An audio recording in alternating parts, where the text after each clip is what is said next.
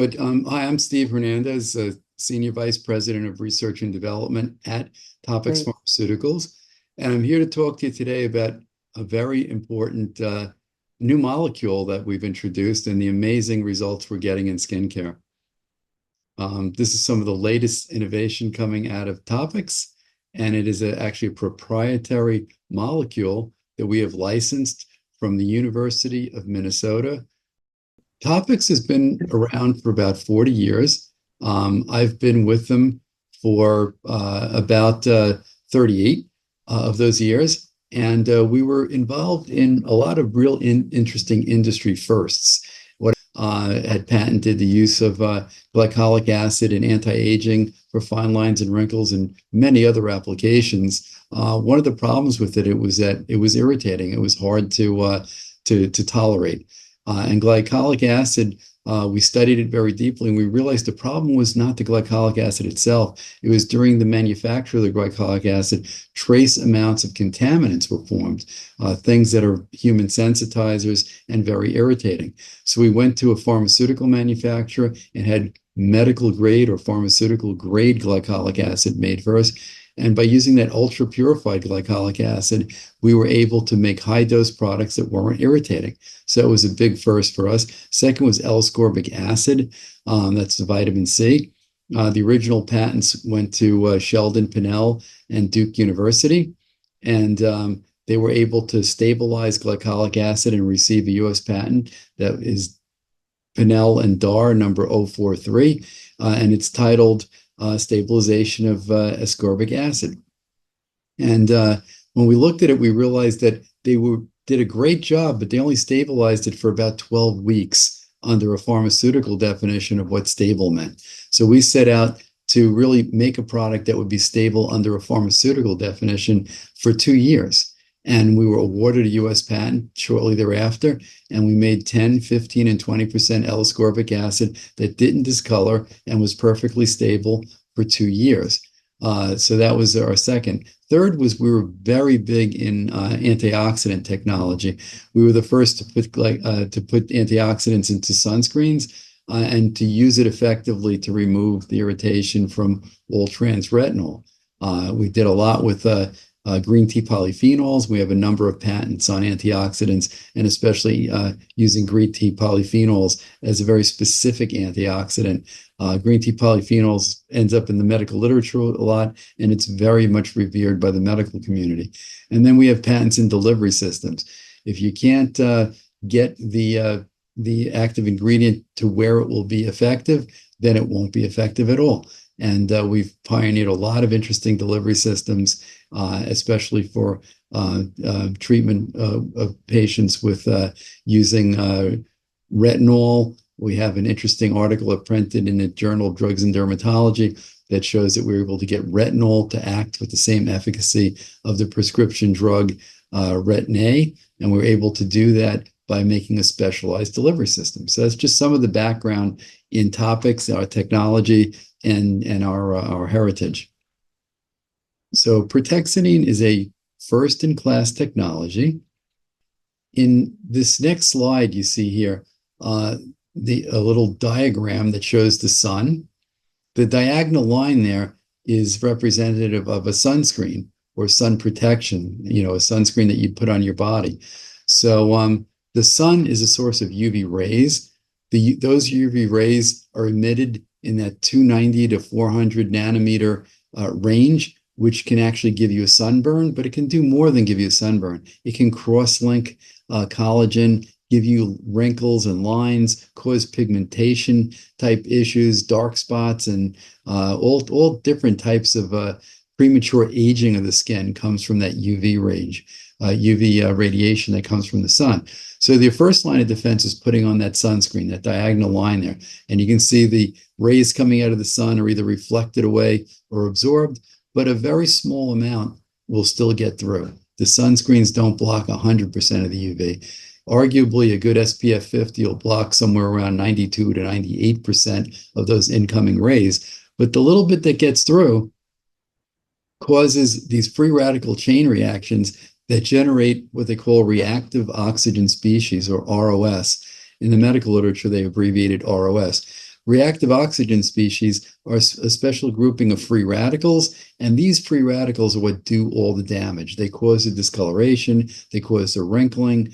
They're just terrible in terms of accelerating aging of the skin.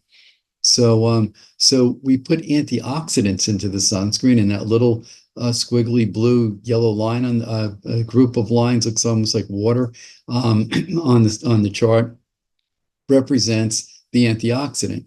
And you can see the way these free radical chain reactions work. The UV hits one of these molecules, causes a radical to form, which forms two, which hit more and cause more and more and more. And you have this real propagation, or this real explosion, as one makes two more, and then four more, then eight more, then 16 more. You get, and this happens almost instantaneously, where you get a tremendous amount of ROS, or reactive oxygen species, generated. On the bottom of this diagram, we see a gray grouping of molecules or radicals. Those are radicals that are never formed, because what happens is the antioxidant quenches them, diffuses them, and takes away the energy, so they can't keep reacting with their neighbors and making more. So that's how an antioxidant works. It shuts down the free radical chain reaction. So that's your second line of defense. First line of defense is the sunscreen. Second line of defense is the antioxidant. How to conceptualize sun protection. Sun protection, or a good sunscreen, consists of a UVA and UVB filter to cover the full broad spectrum of UV light coming from the sun. And it will protect you against photoaging, dermatoses, and all different types of problems of the skin, including photoaging, melasma, which is a fancy way of saying hyperpigmentation. And that's really, what the goal is, to protect you from all of that. There are antioxidants in the sunscreen to try and scavenge the ROS, like we spoke about before. And the next line of protection we're going to talk about is your body. Your body has the ability to make its own DNA repair enzymes. And it makes these DNA repair enzymes to protect you, to make sure that when the DNA is damaged by UV, that you don't accumulate all this damage and in the future suffer things like precancers or even skin cancer. So your body is very good at trying to protect you. In the past, there's been people who tried to put DNA repair enzymes into cosmetics, but there's a problem with that. They're very expensive, very difficult to manufacture, and they're not stable. They break down in water-based systems, and most sunscreens are water-based systems. So that you can see there's a need to really move forward and try and make, give additional protection. As we go to the next slide, we can see examples of all the things that UV does. So you see how it wrinkles skin, it causes pigmentary issues, it can cause different types of redness, and even fine lines and wrinkles that become very deep over time, sagging of the skin, just in general, premature aging. It can actually form what they call thymine dimers, which is a specific type of DNA damage. So the DNA has this shape you see here, like a double helix, and each one of those lines that go across are different substituents of the DNA, thymine dimers from forming, and help them clear out faster, help them to be repaired and move away faster. You see some examples of what UVA and UVB do. You can see by this, this is a cross-section of skin. The waviness shows that it's already been wrinkled. You see hyperpigmentation, the brown areas on the top. Some of that damage is in the form of cyclobutane pyrimidine dimers. These are called in the medical literature CPDs, and everybody wants to prevent them from forming and clear them out faster, because they can cause all kinds of problems in the future, even precancers and skin cancer if they accumulate over long periods of time. Redness or erythema only correlates indirectly with the possibility of future skin cancer, but these CPDs that form in the skin correlate more directly. So they're really a true marker for future potential problems. You see a graphic illustration of DNA, and you see what healthy DNA looks like. those red areas there are thymines that are reaching across the way they belong. But exposure to UV radiation can cause them to break that bond and to grab the neighbor adjacent to them. And that's what that CPD is, or that cyclobutane pyrimidine dimer, that special type of DNA damage. And it's something that doctors look to try to avoid very carefully. Protexidine, the molecule, what is it all about? Where does it come from? A graphic description of the molecule. But what's really important, it is a very specialized molecule.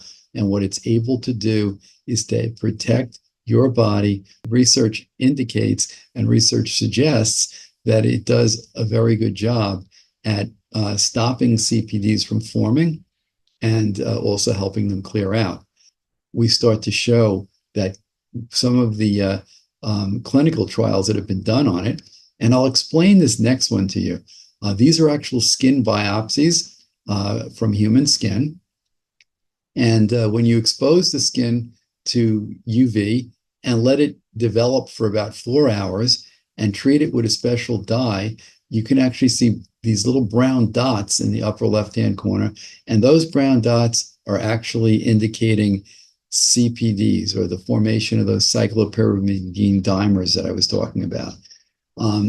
Untreated skin, you can see you form a lot of them. There are a lot of brown dots. This is very undesirable. You don't want this. In skin right next to it that was treated with protexidine and also irradiated with UV and allowed to develop for 4 hours, you see very few. It looks, if you look carefully, you can find a few brown dots, but tremendously less, which means a lot less CPDs were actually formed. The protexidine molecule absorbed all that damage and prevented it from happening to the skin. Now, when you wait 12 hours, your body is trying very hard to fix this damage and clear it out and get rid of it.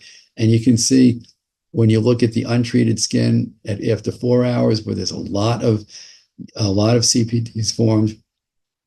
You look at it 12 hours later, and the body's doing a pretty good job. 12 hours later, your body's able to clear out about a third of it, arguably half of it, but it's making some progress at getting rid of this damage.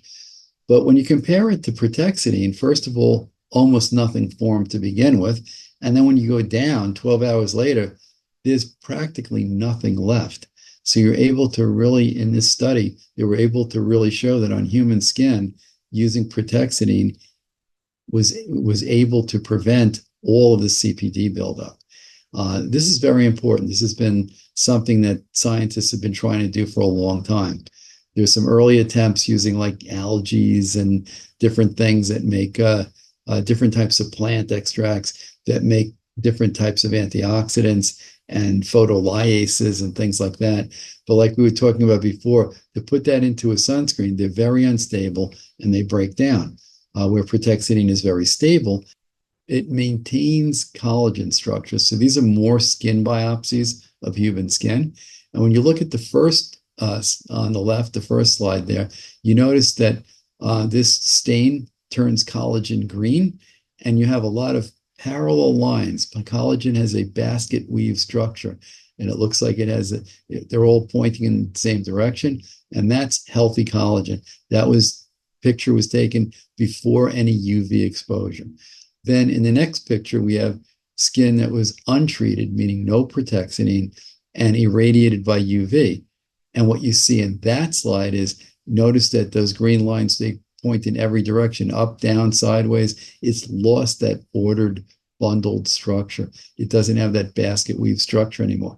When you look at the third slide, this is skin that was protected with protexidine before it was irradiated by UV. And even though it was irradiated by UV, you still see that all the green fibers are parallel. They're all pointing in the same direction.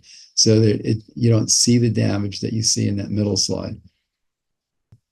Feature that we've discovered with protexidine. Moving on here, this was a study that was done, and they measured epidermal thickening. When you look at the slide here, you see there's a base layer that's pink, but the layer above it is purple. And what they're looking to do is see if you can build a healthy, thicker epidermis, which is something that's very, very valuable to do. And you see on the right-hand side, the treated skin, how much thicker that purple area is. So they really built up a very healthy epidermal thickness by treating with Protexidine. We've put it through all types of testing for safety. We've actually put it into a cream and tested it at stronger than the actual working strength of the finished product. This is a summary of the cosmetic benefits. This is what it's being marketed for right now, for its cosmetic abilities. And in these slides here, these were actually done with the finished product that's going to be available. When you look at the first set of pictures on the left, you see the crow's feet extend a pretty far distance from the eye. Its baseline. By week 12, you see they're much, much diminished. So you see it continues to treat and reduce the length and the depth of the crow's feet. Another thing that it does, and you can see this in the next slide, is that it's very good at correcting issues in terms of skin texture.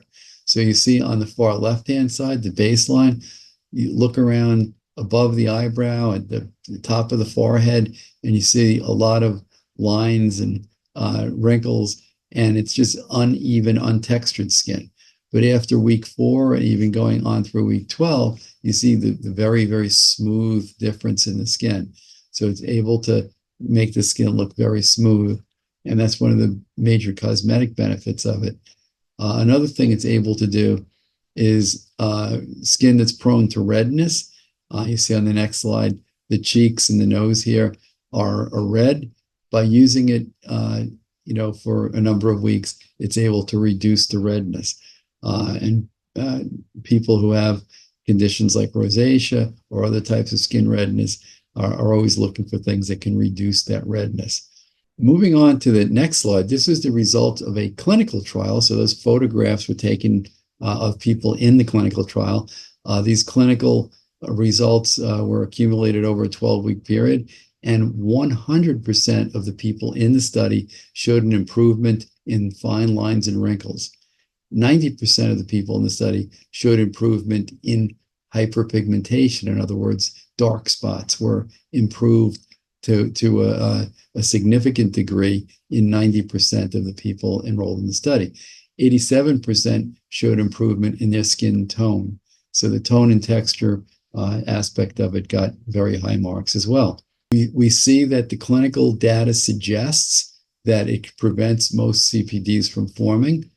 The clinical data that in the ongoing research also suggests that it repairs and clears CPDs that do form, but it clears them out faster than they normally would clear out. That clinical research also shows or points in the direction that it prevents and clears damaged cells, and that it maintains the collagen structure and density. So it's multifunctional. It does all 4 of these very important things to keep your skin looking young. And that really concludes the scientific portion of the presentation. You can see the cosmetic aspects of it, and also the aspects where we're able to, with those biopsy studies, continue to look at possible future applications of this amazing molecule.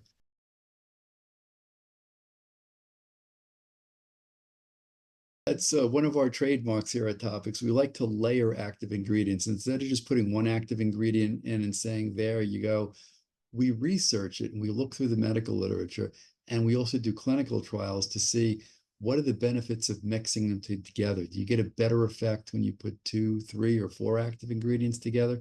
So that's what we've done here. So we have a skin defense product, the one you're speaking of, and it provides really intense moisturization.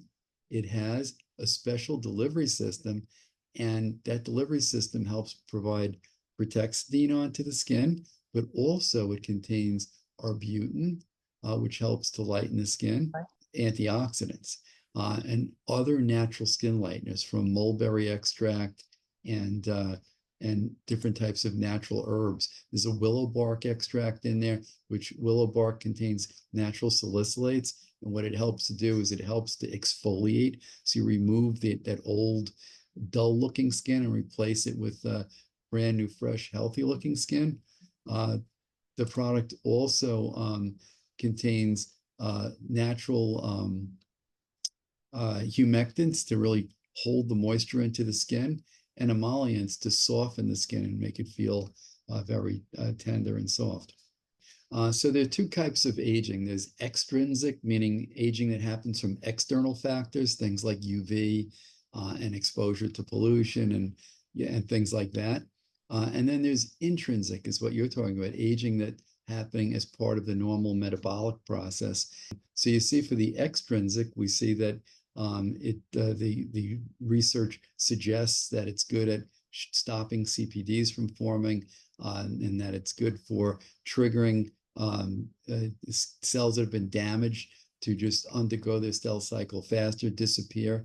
And when they disappear, when the cell that's damaged, it lyses or undergoes what they call selective apoptosis, it sends a chemical message to make a brand new healthy cell. So that damaged cell is replaced by a brand new healthy cell that your body makes. So a lot of people talk about, oh, DNA repair and all this stuff. Well, I would rather just take damaged DNA and get rid of it the way your body normally would get rid of it and replace it with a brand new, perfect, healthy cell than try and scotch tape and rubber band the broken DNA back together. So I think it's a more holistic approach. And then going back to your question, well, what else does it do for intrinsic aging? That biopsy we showed where the epidermal thickening was occurring, that's all new collagen that's being formed. That's why that purple area got so much thicker, because you're forming elastin, collagen, and glycosaminoglycans, and all of the different types of components that go together to really, what it does is as that epidermis thickens, it increases in volume, which stretches out the wrinkles, so you don't see the wrinkles anymore. So that's why it's so important to build that collagen from underneath.